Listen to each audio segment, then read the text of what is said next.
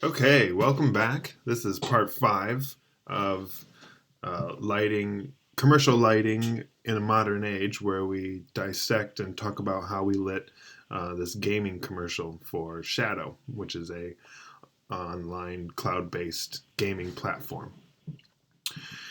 So on the second day, we first started with the exterior construction site, and then a short walk next to that site was the set for this interior bus scene, which was actually a poor man's process, meaning that the bus was stationary, and I think there were some PAs or some art department people or somebody shaking the bus slightly, and then we had lighting effects to try to, in more so of a stylized manner, try to help sell the idea that the bus was moving, and talent swaying around and everything kind of helps sell that. All the pieces together kind of come together to help sell. Okay, here's the lighting plot, and along with the reference images and the close-up shot.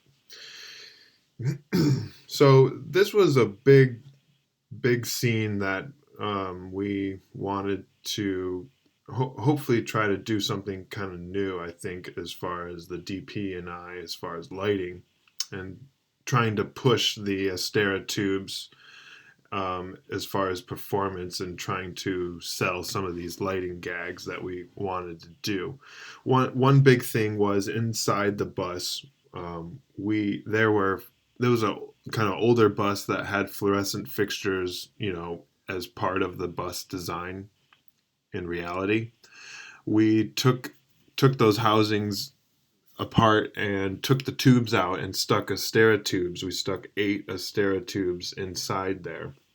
And so there was 2 moments in the spot where they wanted to kind of have lighting motivate the CGI elements of the gameplay that kind of float around talent. As you can see here, I think she's playing a driving game, so we see a speedometer and some other things. That's all CGI done. So the Astera tubes inside the bus at one point flicker, and in that moment of flickering is when these elements are supposed to pop up. So the Astera app's pretty good at doing flicker effects, so that actually worked out really well. And then in our original design, we had 8 lines, or we had one line each on either side of the bus of 8 tubes, and we programmed a chase sequence through all 8 of the tubes to kind of represent passing lights. Actually, I had some of my lighting technicians send us BTS of this, and I think in the end, we took the tubes that were on the street side of the bus near the SkyPanel S60. We de-rigged all those and doubled up the tubes on the street side of the bus that was closer to talent. And so, but anyway, the camera's inside the bus really low on a Dana dolly, because obviously, the bus is a tight space. We couldn't get the Fisher 10 or even a doorway dolly in the bus. So the Dana dolly was a good option for that. And we used the Cartoni head to give it that Dutch that you can really see in the wide shot there.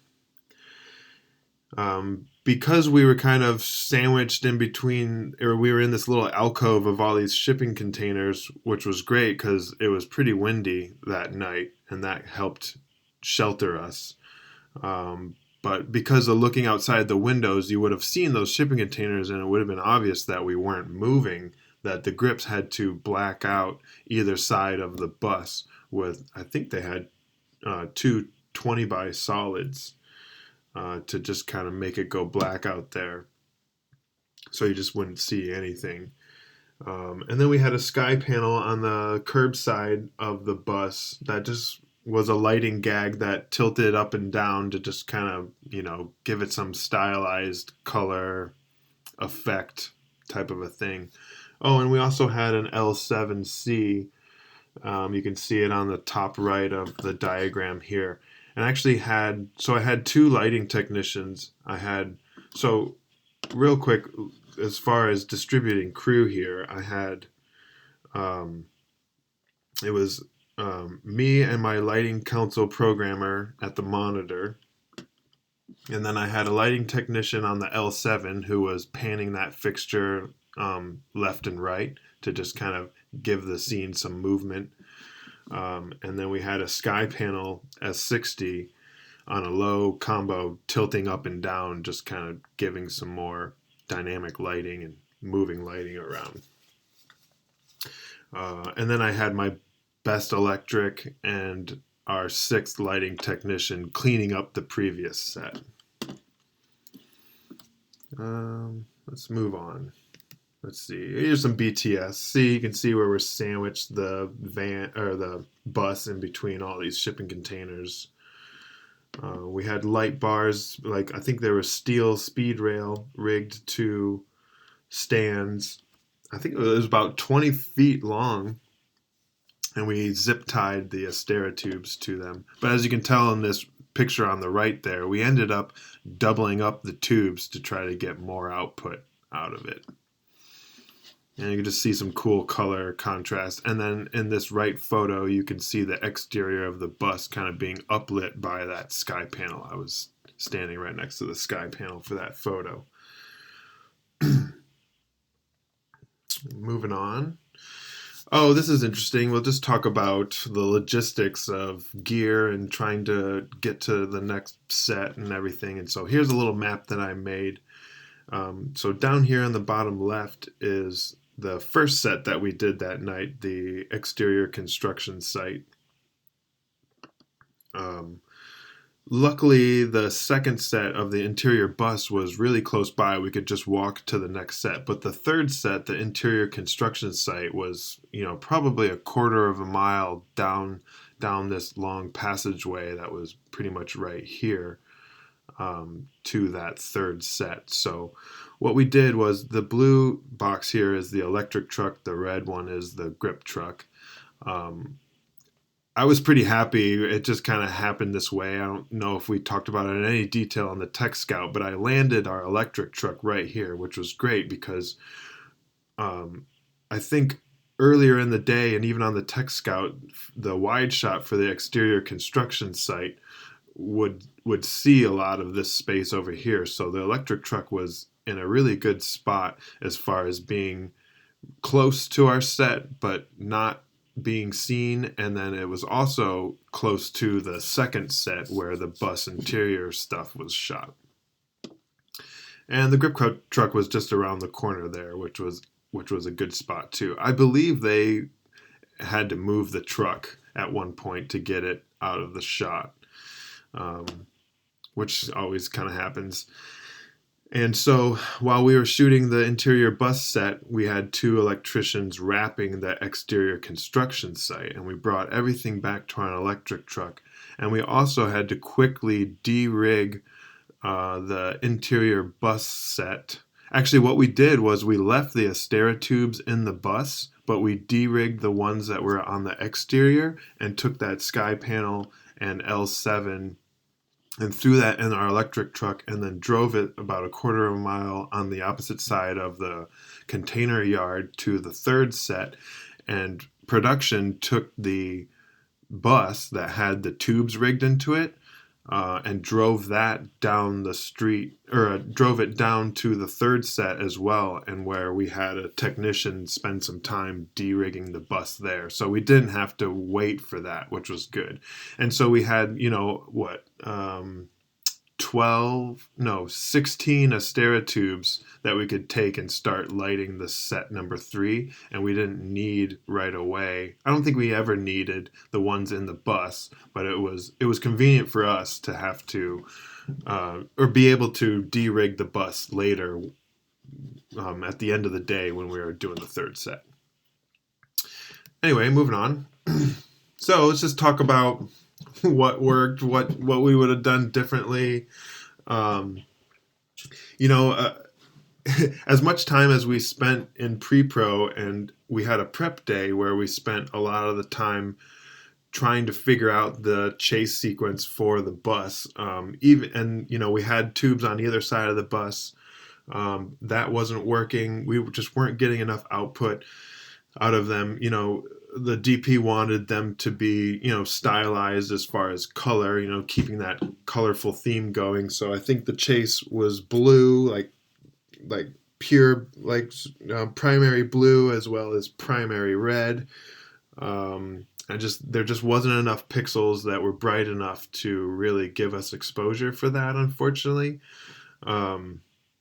So that just didn't work. Even when we doubled up the tubes, that just ended up not really working, which was kind of a bummer. And we were definitely rushed on the bus set, because we spent a bunch of time on the exterior construction site lighting an insert shot that actually ended up never being used in the spot. And that ate up a bunch of time, and we were really slammed for the bus set, unfortunately. But I think it turned out good in the end there in the spot. And another fun thing that I had glow in the dark tape, and I thought, hey, this, since we're doing a night exterior, and we showed up at, I think call time was 4, and it got dark around 5. I walked around and was hoping to spike where the lamps were going to go for my lighting technicians as they were running power and building lights, and use the glow in the dark tape.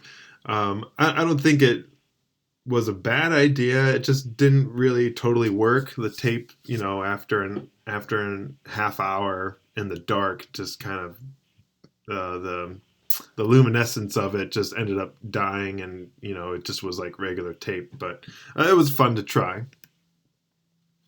And what we would want to do differently, there was definitely budget constraints, and we were trying to utilize the Astera tubes to do a lot of different things. But the Astera tubes, as far as the chase sequence and the intensity, just wasn't there.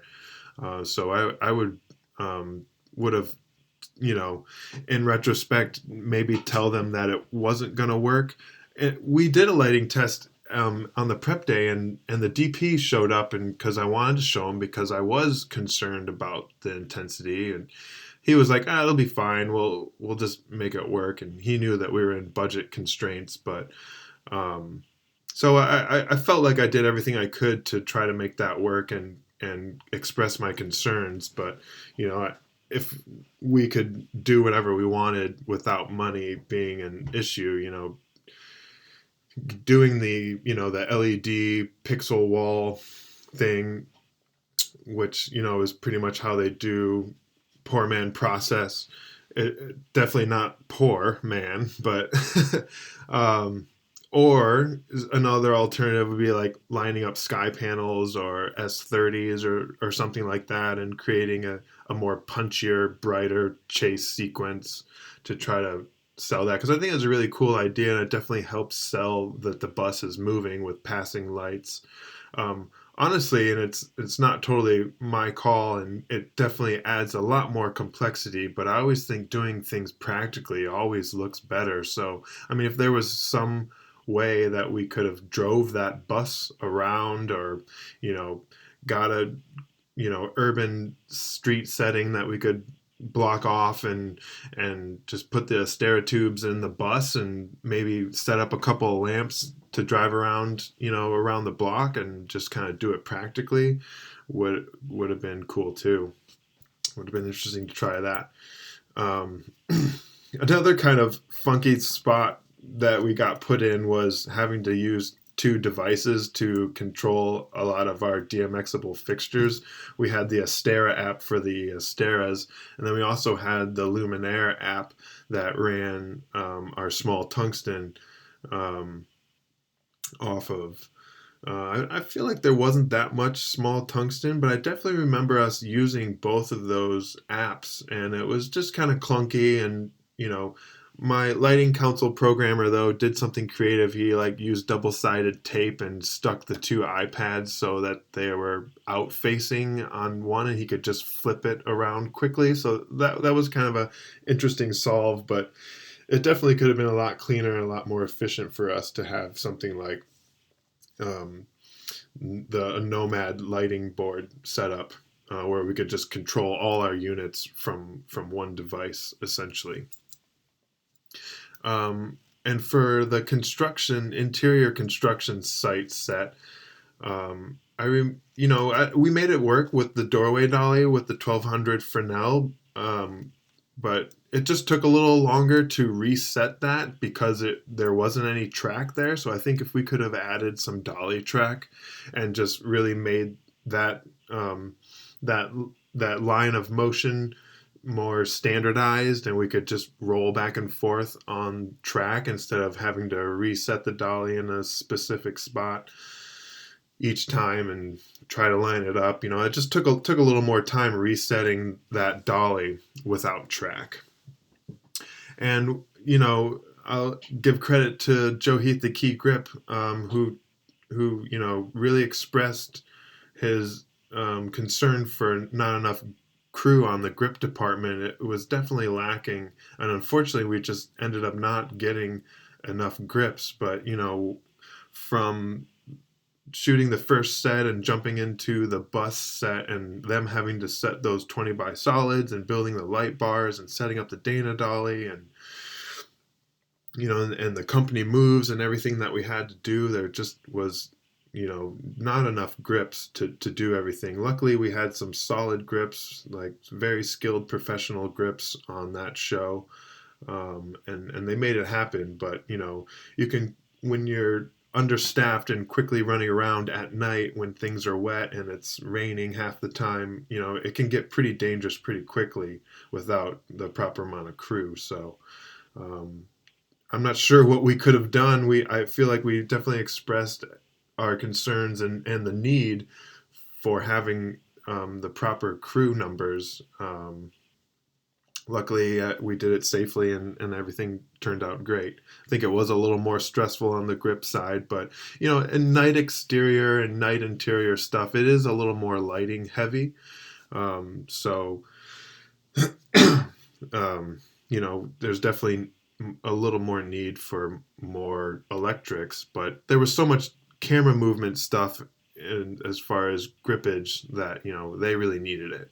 But anyway, that's pretty much it. Thank you. And here's a little photo of the Set Electric team on the first day, all smiles. That was the first location before we got beat down with location moves and rain. But there we are, having a good time. Thanks for watching. I hope you learned something. Stay tuned for more awesome content from Bolt Lighting Rental. Have a good one. Take care. Bye.